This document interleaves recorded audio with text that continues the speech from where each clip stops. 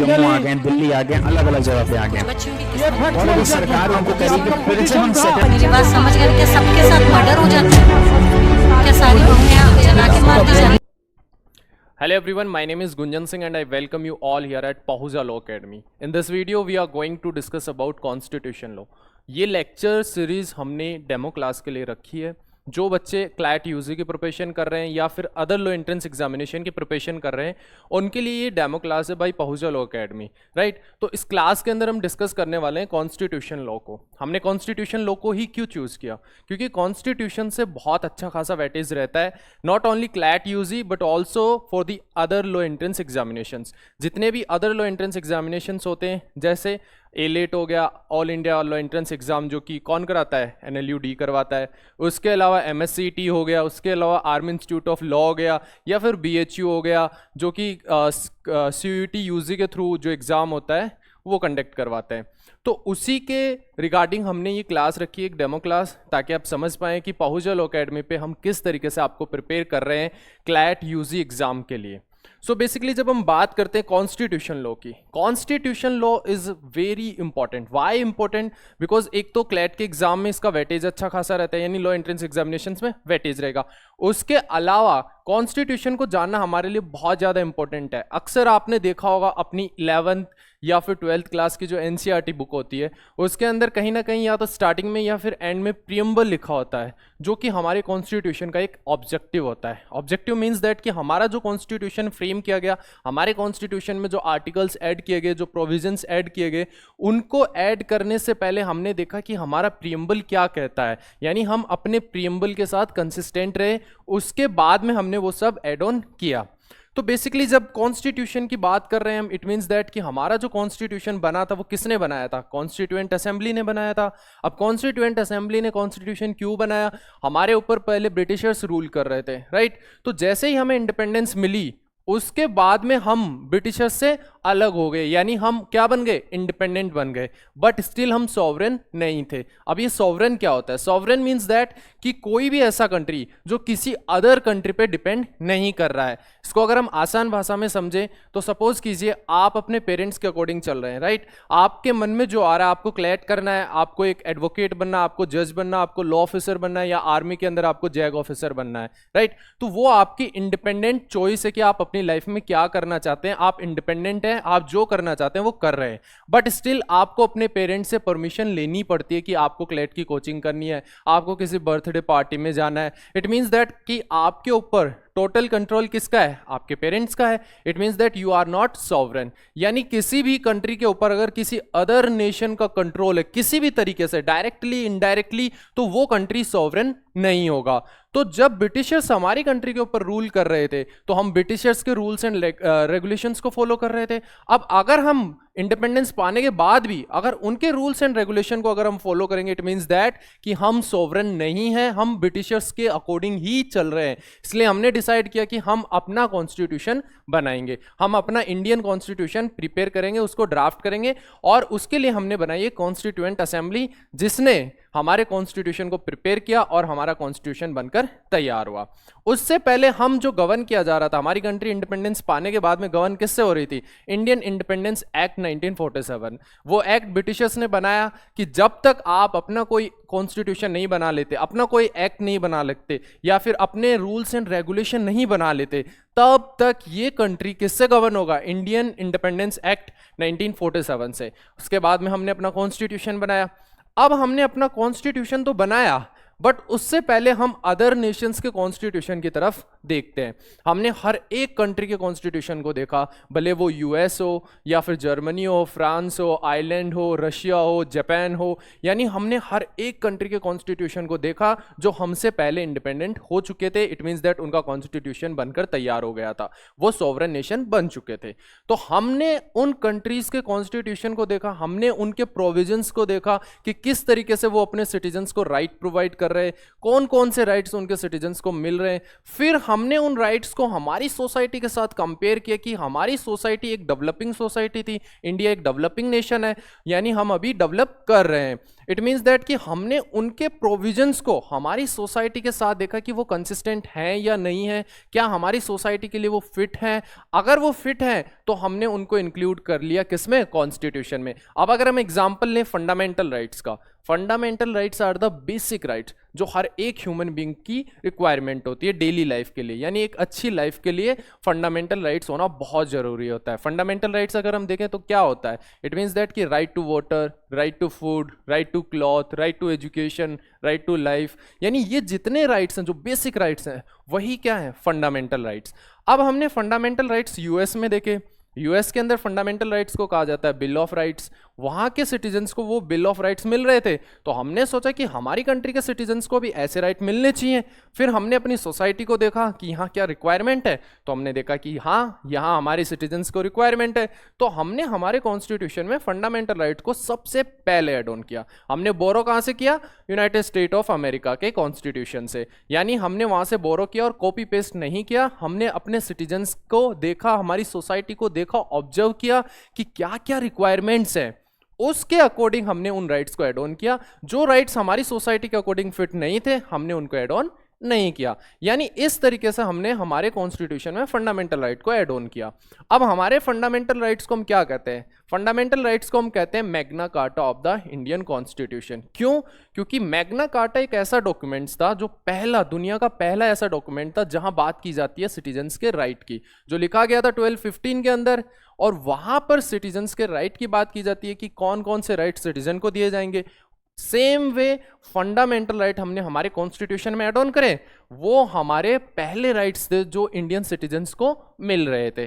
तो इस तरीके से हमने हमारे कॉन्स्टिट्यूशन में जो जो प्रोविजंस ऐड किए वो अदर कंट्रीज से भी लिए, वहां की कंट्रीज को देखा किस तरीके से वो लोग सरवाइव कर रहे हैं, फिर हमने हमारी इंडियन सोसाइटी को देखा, उसके बाद में हमने ऐड ऑन किया।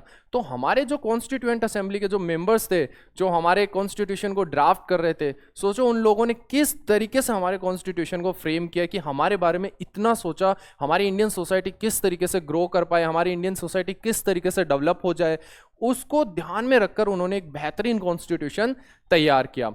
उसके अलावा अगर हम कॉन्स्टिट्यूशन को देखें तो हमने गवर्नमेंट ऑफ इंडिया एक्ट 1935 से भी बहुत सारे प्रोविजंस उठाए हैं। It means that 60 to 70% provisions हमने वहां से भी लिए हैं।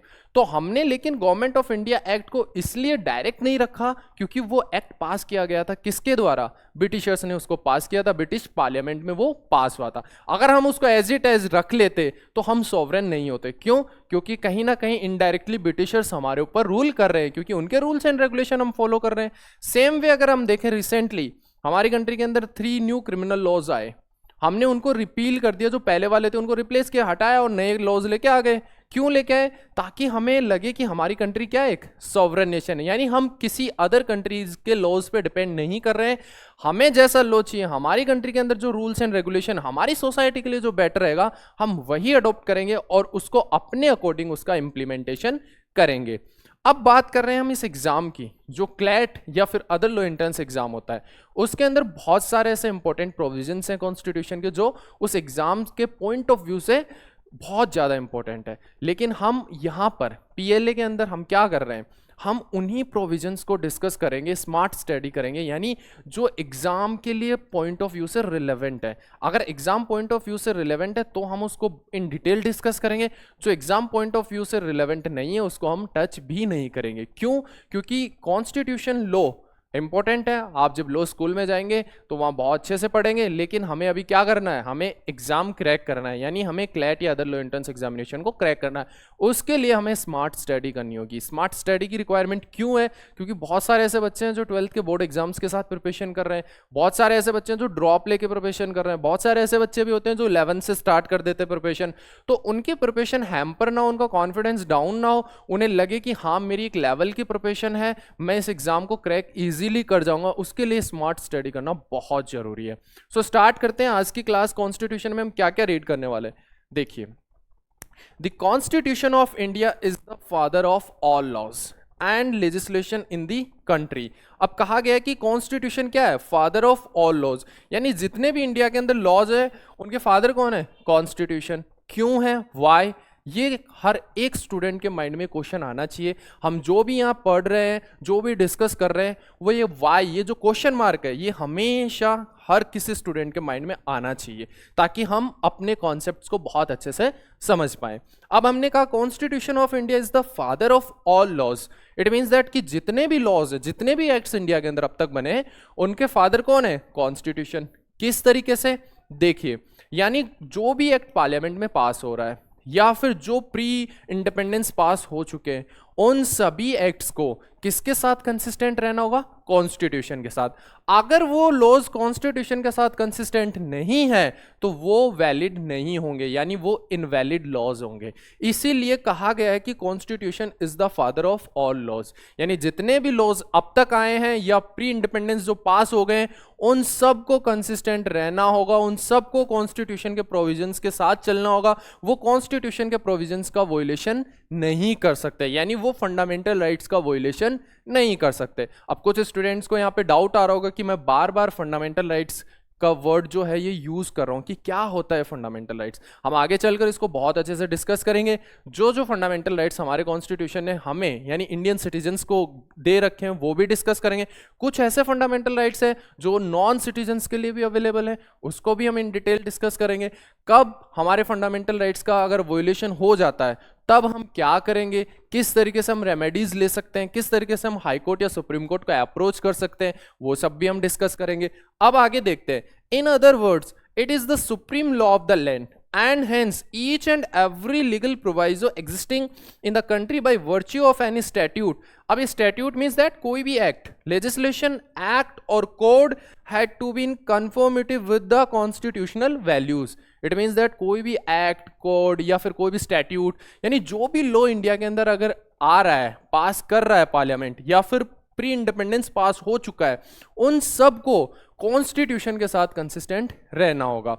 अब आपके माइंड में क्वेश्चन आ रहा होगा कि जब मैं बोल रहा हूं कि प्री इंडिपेंडेंस जो लॉज बन चुके हैं उनको हम कैसे चेक करेंगे? उनको हम चेक करेंगे कॉन्स्टिट्यूशन के प्रोविजंस के साथ वो कंसिस्टेंट हैं या नहीं है। अगर उनमें से कोई ऐसा प्रोविजन है जो कॉन्स्टिट्यूशन के साथ कंसिस्टेंट नहीं है तो हम उसको वहां से हटा देंगे, बाकी का लॉ वैलिड होगा, बट जो कॉन्स्टिट्यूशन के साथ कंसिस्टेंट नहीं है वो वैलिड नहीं होगा। फॉर एग्जाम्पल अगर हम ले इंडियन कॉन्ट्रैक्ट एक्ट जो कि 1872 में बन गया था, बट आज भी हम उसको फॉलो कर रहे हैं।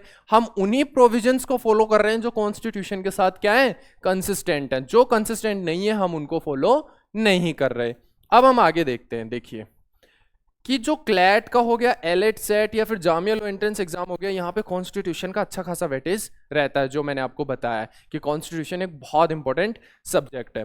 उसके अलावा फंडामेंटल राइट्स जो आपके माइंड में घूम रहा था, मैं इतने टाइम से यूज कर रहा था वर्ड फंडामेंटल राइट्स, तो अब हम डिस्कस करेंगे बेसिकली कि ये फंडामेंटल राइट्स होते क्या हैं, कब हमारे कॉन्स्टिट्यूशन में ऐड हुए, किस तरीके से हमने कॉन्स्टिट्यूशन में इनको ऐड किया। इसको बहुत ही आसान तरीके से हम समझते हैं। देखिए, जब हम बात करते हैं फंडामेंटल राइट्स की, इट मीन्स दैट कि हमारे वो राइट्स जो हमारे बेसिक राइट्स हैं, एक ह्यूमन राइट्स हैं, नेचुरल राइट्स हैं, यानी हर एक ह्यूमन बीइंग के लिए वो इसेंशियल है, यानी नेसेसरी है to live a dignified life, यानी एक सिंपल और डिग्निफाइड लाइफ सर्वाइव करने के लिए fundamental rights are the most required. ठीक, उसके बिना आप एक डिग्निफाइड लाइफ नहीं जी सकते। जैसे कि अगर आप अपनी डेली लाइफ को ऑब्जर्व करें, अगर आप डेली लाइफ में देखें क्या क्या एसेंशियल्स हैं जो बिल्कुल नेसेसरली आपको रिक्वायर है। फॉर एग्जांपल अगर हम देखें, सबसे पहले राइट टू वाटर, यानी पानी की रिक्वायरमेंट सबको है। अगर हमें जिंदा रहना है तो पानी जरूर रिक्वायर है। ठीक, उसके बाद में अगर हम देखें खाना, राइट टू फूड, उसके बाद में क्लॉथ्स, राइट टू क्लॉथ्स, उसके बाद में शेल्टर, घर, होम चाहिए हमें रहने के लिए। उसके बाद में अगर हम देखें तो एजुकेशन, क्योंकि एजुकेशन भी बहुत इंपॉर्टेंट है। विदाउट एजुकेशन तो हमें यही नहीं पता लगेगा कि फंडामेंटल राइट क्या है। विदाउट एजुकेशन हमें यही नहीं पता लगेगा कि हमारे राइट का वोल्यूशन कब हो रहा है और हम कहाँ कौन से कोर्ट को अप्रोच कर सकते हैं। इट मीन्स दैट कि education is very very essential for the human being. तो अगर एजुकेशन नहीं होगा तो हमें कुछ भी पता नहीं लगेगा। अब ध्यान से देखिए, पार्ट 3 आर्टिकल 12 से 35 तक क्या है कॉन्स्टिट्यूशन के अंदर? फंडामेंटल राइट्स हैं। क्या है? Fundamental rights. अब पार्ट 3 यहां पर अगर आप देखेंगे, ये पार्ट 3 क्या है, ये आर्टिकल्स क्या है, देखिए जिस तरीके से आपने अपने स्कूल या कॉलेजेस में, अभी कॉलेज में तो आप आए नहीं, स्कूल्स के अंदर आपने देखा होगा कि चैप्टर 1, चैप्टर 2, चैप्टर 3 इस तरीके से चैप्टर्स डिवाइडेड होते हैं, उसके अलावा पार्ट्स भी डिवाइडेड होते हैं। तो उसी तरीके से कॉन्स्टिट्यूशन के जो चैप्टर्स हैं वो हमने पार्ट्स में डिवाइड कर रखे हैं, पार्ट 1, पार्ट 2, पार्ट 3। अब पार्ट 1 के अंदर हमने इंडिया की यूनियन टेरिटरीज या स्टेट्स को लिखा हुआ है, पार्ट 2 के अंदर हमने सिटीजनशिप्स की बात की है, पार्ट 3 के अंदर हमने बात की है फंडामेंटल राइट्स की। अब हमारे कॉन्स्टिट्यूशन में ओरिजिनली पहले फंडामेंटल राइट हुआ करते थे 7, अभी हैं 6। अब कौन कौन से हैं वो 6 फंडामेंटल राइट, वो भी हम डिस्कस करेंगे। कौन सा वो एक राइट था जो हमने रिपील कर दिया, हटा दिया, वो भी हम डिस्कस करेंगे। अब ध्यान से देखिए, आर्टिकल 12 से लेकर आर्टिकल 35 तक क्या है, फंडामेंटल राइट है इंडियन कॉन्स्टिट्यूशन के अंदर। Fundamental rights are the basic rights that every human being possesses by virtue of being human in order to live a just and dignified life। यानी यहां पर कौन सी लाइफ प्रोवाइड कर रहा fundamental right, just and dignified life, यानी luxury life की बात fundamental right नहीं करता, just and dignified life. That's why fundamental rights are also called natural rights और ह्यूमन राइट्स। यानी ये बेसिक राइट्स हैं हमारे, ह्यूमन राइट्स एक ह्यूमन बीइंग के लिए रिक्वायर है, नेसेसरी है to live a dignified and simple life. कहां से कहां तक है, आर्टिकल 12 से लेकर आर्टिकल 35 तक है। कॉन्स्टिट्यूशन के कौन से पार्ट में, पार्ट 3 के अंदर। अब हमने इनको बोरो कहां से किया, हमने इनको बोरो किया यूएस के कॉन्स्टिट्यूशन में। यूएस के कॉन्स्टिट्यूशन में इनको क्या कहा जाता है, बिल ऑफ राइट्स। यानी कॉन्स्टिट्यूशन ऑफ यूएसए से हमने बोरो किया क्या, फंडामेंटल राइट्स, वहां पर क्या कहा जाता है, bill of rights. Fundamental rights are also known as Magna Carta of the Indian constitution या फिर इंडिया। यानी मैग्ना कार्टा, जैसा मैंने आपको बताया, मैग्ना कार्टा वर्ल्ड का फर्स्ट डॉक्यूमेंट था जो सिटीजन्स के राइट्स की बात करता है। Same way fundamental rights are the first one rights जो इंडियन सिटीजन्स के राइट की बात करते हैं। तो हमने फंडामेंटल राइट्स को क्या कहा, मैग्ना कार्टा, ठीक। और हमारा जो मैग्ना कार्टा है, यानी हमारा मैग्ना कार्टा कौन है, फंडामेंटल राइट है, वो सबसे पहला डॉक्यूमेंट था। Same way Magna Carta came in 1215 and it was world's first written document related to rights of citizens. I hope आपको यहां तक बिल्कुल क्लियरली समझ आया होगा कि कॉन्स्टिट्यूशन किस तरीके से हमने फ्रेम किया, किस तरीके से हमने अदर कंट्रीज से प्रोविजंस बोरो किए। हमने इस सेशन के अंदर, इस क्लास के अंदर हमने बात की फंडामेंटल राइट्स की। फंडामेंटल राइट्स हमने कहां से लिए, यूएस कॉन्स्टिट्यूशन से। हमने देखा यूएस कॉन्स्टिट्यूशन के अंदर बिल ऑफ राइट्स है, हमने उनको नेम दिया फंडामेंटल राइट्स। हमने बिल ऑफ राइट्स को कॉपी पेस्ट क्यों नहीं किया, क्योंकि हम क्या चाहते थे, हमारी कंट्री क्या रहे, सॉवरन रहे, यानी किसी अदर नेशन पे डायरेक्टली इनडायरेक्टली डिपेंड ना करे। तो हमने हमारे जो फंडामेंटल राइट्स है उनको हमारी सोसाइटी की रिक्वायरमेंट्स के अकॉर्डिंग हमने अपने कॉन्स्टिट्यूशन में ऐड ऑन करा। अब हम आगे देखते हैं, हमारे कॉन्स्टिट्यूशन में अभी तक कितने फंडामेंटल राइट्स हैं, 6 फंडामेंटल राइट। यानी कॉन्स्टिट्यूशन में अब तक 6 फंडामेंटल राइट्स हैं। इनिशियली जब कॉन्स्टिट्यूशन ड्राफ्ट हो गया था, बनकर तैयार हो गया था 26 जनवरी 1950 को, जब कॉन्स्टिट्यूशन एनफोर्स हो गया था, उस वक्त हमारे कॉन्स्टिट्यूशन में फंडामेंटल राइट हुआ करते थे 7। लेकिन अभी हमारे कॉन्स्टिट्यूशन में कितने फंडामेंटल राइट्स हैं, केवल और केवल 6 फंडामेंटल राइट्स है। वो एक कौन सा फंडामेंटल राइट है जो हमने रिपील कर दिया। एक जो फंडामेंटल राइट्स था वो क्या था, राइट टू प्रॉपर्टी। यानी राइट टू प्रॉपर्टी को हमने यहां से हटा दिया एज अ फंडामेंटल राइट, और उसको हमने क्या बना दिया, उसको हमने बना दिया लीगल राइट, ठीक। उसको हमने कहां पुट कर दिया, कहां रख दिया, उसको रख दिया हमने अब आर्टिकल 300 क्लॉज ए के अंदर हमने उसको रखा। और पहले कहां हुआ करता था फंडामेंटल राइट्स में, वो हुआ करता था आर्टिकल 31 के अंदर। अब इसको रिप्लेस कब किया गया, ये भी बहुत इंपॉर्टेंट है। बहुत सारे लो एंट्रेंस एग्जाम में यहां से क्वेश्चन आ जाता है कि राइट टू प्रॉपर्टी को कब रिप्लेस किया गया, कौन सा अमेंडमेंट से रिप्लेस किया गया। तो उसको रिप्लेस किया गया 44th अमेंडमेंट 1978, यानी 44th अमेंडमेंट एक्ट 1978 में उसको हमने रिप्लेस कर दिया। अभी अमेंडमेंट क्या होता है, अमेंडमेंट मींस दैट कि कोई भी लॉज है, कोई भी एक्ट है, उसके अंदर अगर हमें कोई चेंज करना होता है, कुछ ऑल्ट्रेशन करनी होती है एज पर दी कॉन्स्टिट्यूशन। कॉन्स्टिट्यूशन क्या है, फादर ऑफ ऑल लॉज। तो कॉन्स्टिट्यूशन के साथ हमें कंसिस्टेंट रहकर उन प्रोविजंस में हम ऑल्ट्रेशन कर सकते हैं, चेंजेस कर सकते हैं। उसी को क्या कहा जाता है, अमेंडमेंट कहा जाता है। कि हमने हमारे कॉन्स्टिट्यूशन में चेंज किया, क्या चेंज किया, राइट टू प्रॉपर्टी को एक लीगल राइट बना दिया, जो कि पहले क्या हुआ करता था, एक फंडामेंटल राइट। ठीक, अब देखिए कौन कौन से 6 फंडामेंटल राइट्स हैं जो हर एक इंडियन सिटीजन्स के लिए अवेलेबल है। देखिए, राइट टू इक्वालिटी जो कि आर्टिकल 14 से लेकर 18 तक है। फिर आता है राइट टू फ्रीडम, आर्टिकल 19 से लेकर 22 तक आता है।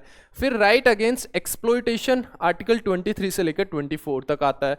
फिर right to freedom of religion, article 25 से 28 तक आता है। फिर cultural and educational rights, article 29 से 30 तक रहता है। फिर right to constitutional remedies, article 32 से 35 तक रहता है। यानी हमारे कॉन्स्टिट्यूशन में अब तक कितने फंडामेंटल राइट है, 6 फंडामेंटल राइट्स हैं, राइट। अब इन 6 फंडामेंटल राइट्स के अंदर भी बहुत सारे राइट्स गिवन है। जैसे अगर हम बात करें राइट टू इक्वालिटी की, right to equality means that equality before law और इक्वल प्रोटेक्शन ऑफ लॉ।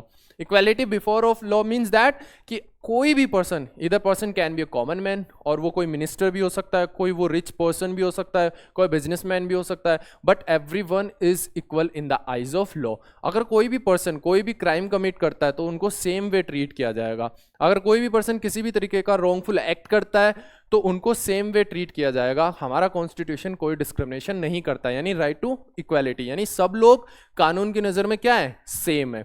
फिर आता है इक्वल प्रोटेक्शन ऑफ लॉ, यानी लॉ सबको इक्वल प्रोटेक्शन भी देगा। अगर किसी का फंडामेंटल राइट वोलेट हो रहा है या किसी के साथ कुछ भी गलत हो रहा है, कोई किसी के साथ रॉन्गफुल एक्ट कर रहा है, तो हर एक पर्सन को इक्वली ट्रीट किया जाएगा। वो भी जाकर उसके अगेंस्ट कंप्लेन कर सकता है, जो उसकी कंसर्न अथॉरिटी हो उसको अप्रोच कर सकता है। इट मीन्स दैट कि everyone is equal in the eyes of law and everyone has equal protection of law. फिर बात करेंगे हम राइट टू फ्रीडम, यानी जब हम राइट टू फ्रीडम की बात करते हैं, हर कोई देखता है freedom of speech and expression, freedom, right to protest का फ्रीडम, यानी बहुत सारे फ्रीडम हमारे कॉन्स्टिट्यूशन में दे रखे हैं। Right to assemble without arm, तो इस तरीके से हमने हमारे कॉन्स्टिट्यूशन में बहुत सारे फ्रीडम्स भी देखे हैं। फिर आता है राइट अगेंस्ट एक्सप्लॉयटेशन।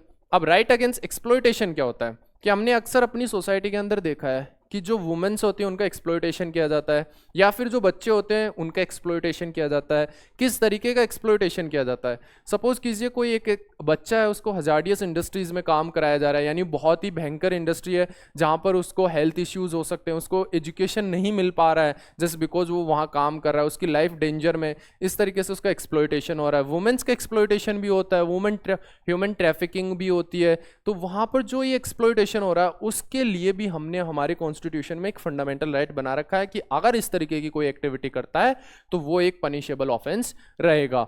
ठीक, उसके बाद में right to freedom of religion. हमारी कंट्री के अंदर अगर हम देखें तो बहुत सारे रिलीजन हमारी कंट्री के अंदर, डिफरेंट रिलीजन को हम फॉलो करते हैं। ठीक, A religion, B religion, C religion, D religion, ठीक है। तो उन सभी रिलीजन को फॉलो करने के लिए उनके जो फॉलोवर्स हैं, जिनको फेथ है उन रिलीजन में, तो वो अपने रिलीजन को फॉलो कर सकते हैं। वो हमने उनको फंडामेंटल राइट दिया है कि वो वर्शिप कर सकते हैं, ठीक, लेकिन वो फोर्सफुली कन्वर्जन नहीं करा सकते। इन सभी को इन डिटेल हम डिस्कस करेंगे ताकि हर एक फंडामेंटल राइट को आप बहुत अच्छे से समझ पाएं, क्योंकि फंडामेंटल राइट हमारे कॉन्स्टिट्यूशन का भी इंपॉर्टेंट पार्ट है, हमारी लाइफ का भी बहुत इंपॉर्टेंट पार्ट है, और साथ ही साथ हमारे एग्जाम पॉइंट ऑफ व्यू से भी बहुत ज़्यादा इंपॉर्टेंट पार्ट है, क्योंकि यहाँ से डायरेक्ट क्वेश्चंस आते हैं। जो पैसेज बेस्ड क्वेश्चन क्लैट में आते हैं वहाँ से भी क्वेश्चन आएगा, और अदर लो एंट्रेंस एग्जामिनेशन में भी यहाँ से डायरेक्ट क्वेश्चन आता है। फिर बात करते हैं हम cultural and educational rights. It means that कि हर एक को अपने कल्चर को बचाने की यानी प्रिजर्व करने का राइट है। एजुकेशन का राइट है, वो एजुकेशन प्रोवाइड कर सकता है। जैसे हम देखते हैं हमारी कंट्री के अंदर डिफरेंट कल्चर है, यानी अगर आप नॉर्थ ईस्ट जाएंगे वहाँ डिफरेंट कल्चर, साउथ इंडिया को देखेंगे वो डिफरेंट है, नॉर्थ इंडिया डिफरेंट है, फिर अगर आप ऊपर चले जाएंगे पहाड़ी एरिया में वो बिल्कुल डिफरेंट है। इट मीन्स दैट कि इंडिया के अंदर डिफरेंट कल्चर है। फिर बात करते हैं हम एजुकेशन की, डिफरेंट लैंग्वेज है, राइट, कि साउथ के अंदर और डिफरेंट लैंग्वेज है, नॉर्थ के अंदर डिफरेंट लैंग्वेज है, यानी हर एक एरिया के अंदर कुछ ना कुछ डिफरेंस है एजुकेशनली और कल्चरली। तो हर एक सिटीजन को यानी इंडियन सिटीजन को राइट है कि वो अपने कल्चर को प्रिजर्व कर सकता है, अपनी लैंग्वेज, अपने एजुकेशन सिस्टम को वो प्रिजर्व करके रख सकता है। फिर आता है right to constitutional remedies. It means that कि कॉन्स्टिट्यूशन आपको रेमेडी प्रोवाइड कर रहा है। कौन सी रेमेडी? जो ये आपके फंडामेंटल राइट्स हैं, अगर इनका कोई वोलेशन होता है तो आप डायरेक्ट कहाँ जा सकते हैं? आप डायरेक्ट सुप्रीम कोर्ट जा सकते हैं। ठीक, आप डायरेक्ट सुप्रीम कोर्ट जा सकते हैं अंडर आर्टिकल 32, और आप हाई कोर्ट भी जा सकते हैं आर्टिकल 2 to 6, यानी आर्टिकल 32 के तहत आप डायरेक्ट सुप्रीम कोर्ट जा सकते हैं और आर्टिकल 2 to 6 के तहत आप डायरेक्ट हाई कोर्ट जा सकते हैं। यानी कॉन्स्टिट्यूशन में ये जो फंडामेंटल राइट्स है ये बहुत ही मेजर रोल प्ले करते हैं एक इंडियन सिटीजन्स की लाइफ में। क्यों मैं इंडियन सिटीजन की बात क्यों कर रहा हूँ? क्योंकि यहाँ पर बहुत ही कम राइट्स हैं जो हम नॉन सिटीजन्स को देते हैं। बेसिकली फंडामेंटल राइट्स किसके लिए? इंडियन सिटीजन्स के लिए। तो इनको इन डिटेल हम डिस्कस करेंगे किस तरीके से इंपॉर्टेंट है एक पर्सन की लाइफ के लिए, हमारे कॉम्पिटिटिव एग्जाम के लिए और हमारी डेली लाइफ के लिए। तो बेसिकली हम इन फंडामेंटल राइट्स को तो बहुत डिटेल में डिस्कस करेंगे। उससे पहले हम कुछ एग्जांपल्स देख लेते हैं कि फंडामेंटल राइट्स के अंदर भी ऑल्ट्रेशन यानी अमेंडमेंट कैसे हुआ है। देखिए, जैसे जैसे हम अपनी लाइफ को जी रहे हैं, हमने कहा कि हमारा कॉन्स्टिट्यूशन क्या है? दुनिया का सबसे बड़ा कॉन्स्टिट्यूशन और रिटन कॉन्स्टिट्यूशन है। साथ में हमने ये भी किया कि हम टाइम टू टाइम अमेंड करते जा रहे हैं। क्यों अमेंड करते जा रहे हैं? क्योंकि हमारी सोसाइटी, हमारी जो कंट्री वो क्या है? एक डेवलपिंग कंट्री है। यानी जैसे जैसे हमारी कंट्री डेवलप होती जा रही है हम कुछ ना कुछ उसमें एड ऑन करते जा रहे हैं। अगर हम बात करें फंडामेंटल राइट्स की तो यहाँ पर भी हमने कुछ ना कुछ ऑल्ट्रेशन किया है, बट हम कंसिस्टेंट रहे किसके साथ? कॉन्स्टिट्यूशन प्रोविजंस के साथ, बेसिक स्ट्रक्चर के साथ, हमारे प्रियम्बल के साथ हम कंसिस्टेंट रहे। क्यों कंसिस्टेंट रहे? क्योंकि हमने कहा है कि Indian constitution is the father of all laws. It means that कि कॉन्स्टिट्यूशन के साथ आप इनकंसिस्टेंट नहीं रह सकते। आप कहीं पे कोई भी अमेंडमेंट कर रहे हैं, कुछ भी कर रहे हैं, तो आपको कॉन्स्टिट्यूशन के साथ कंसिस्टेंट रहना ही पड़ेगा। जिस तरीके से हुसैन खातून वर्सेस स्टेट ऑफ बिहार के अंदर हमने क्या किया? हमने कहा right to free legal aid क्या है? ये डीपीएसपी था, directive principle of state policy था, लेकिन हमने इसको कहा कि अंडर आर्टिकल 21 एक फंडामेंटल राइट भी है। और right to free legal aid क्या होता है? Right to free legal aid means that कि कोई भी ऐसा पर्सन जो पुअर हो, उसके पास किसी अपने एडवोकेट को हायर करने के लिए पैसे नहीं है, वो गरीब है, इसलिए उस वजह से just because he is poor उसको जस्टिस नहीं मिल पा रहा था।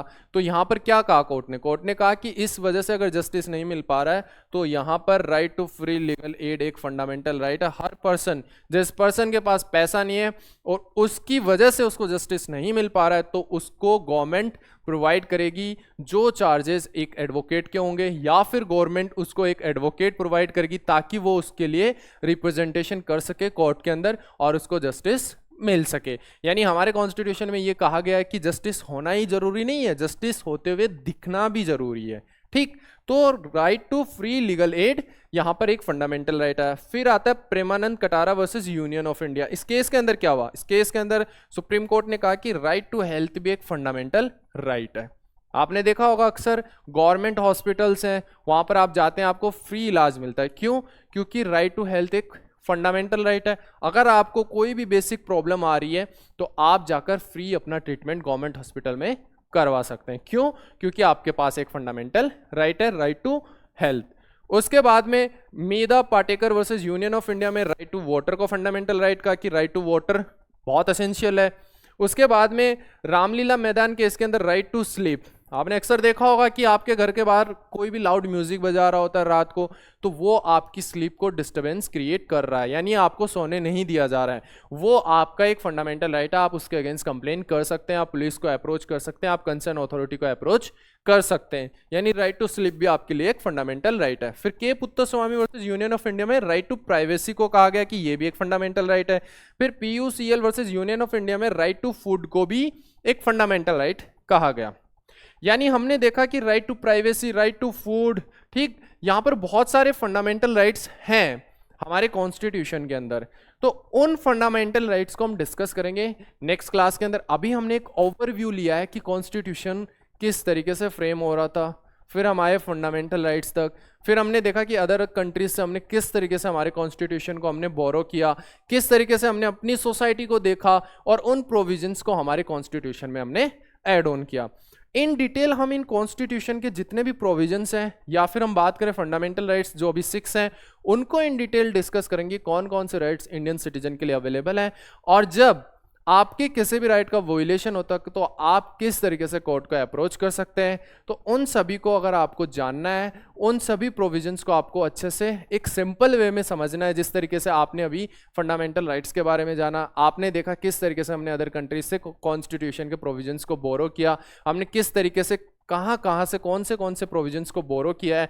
फॉर एग्जांपल फंडामेंटल राइट्स को यूएसए से किया, इमरजेंसी प्रोविजन को हमने जर्मनी से किया, है ना, और डीपीएस भी जो हमारा है उसको हमने आयरलैंड से किया। तो किस तरीके से इनको बोरो किया, फिर हमने किस तरीके से अपनी सोसाइटी में इम्प्लीमेंट किया उनको, हमने अपनी सोसाइटी को किस तरीके से ऑब्जर्व किया। अगर आपको ये सब जानना है और क्लैट के एग्जाम को या फिर अदर लॉ एंट्रेंस एग्जाम को अगर आपको ईजी वे में क्रैक करना है, चाहे आप 11th क्लास हो, चाहे आप 12th क्लास में हो, चाहे आपने ड्रॉप ले रखा हो, आपको अगर सिंपल वे में उस एग्जाम को क्रैक करना है, easily, mind free, without stress, अगर उस एग्जाम को आपको क्रैक करना है तो आप ज्वाइन कर सकते हैं पहुजा लॉ एकेडमी। और यहाँ पर सबसे इंपॉर्टेंट चीज़ क्या है, यहाँ पर आपको मिल रहा है फ्री क्लैट यूजी कोचिंग। इसके अंदर इंक्लूडेड है CLAT, AILET, DULLB, Jamia, IP, AIL, BHU, AMU, MSCT यानी अदर लॉ एंट्रेंस एग्जाम से अवेलेबल है। आपको यहाँ फ्री क्लैट यूजी कोचिंग मिल रही है।